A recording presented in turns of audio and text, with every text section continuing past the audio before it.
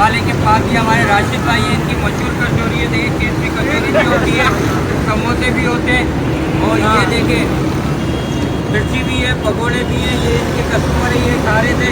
ये बताएं अभी आपने ट्राई किया कितना लगा, बताया रिकमेंड करेंगे?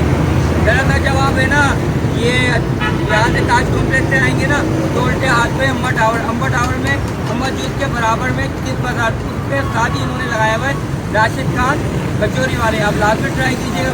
ब्लॉग पसंद आए लाइक शेयर फॉलो सब्सक्राइब करना ना भूलिएगा। फिर मिलते हैं नए ब्लॉग में नए टेस्ट के साथ। आपका पूरा शहजाद जमान।